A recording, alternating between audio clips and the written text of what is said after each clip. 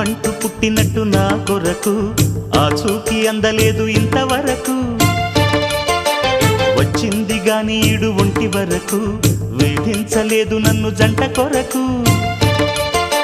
చూశాక ఒక్కసారి ఇంత వెలుగు నా వంక రాను అంది కంటి కునుకు ఈ అల్లరి గారడి నీ లీల అనుకోనా నీ పేరు ప్రేమ అవునా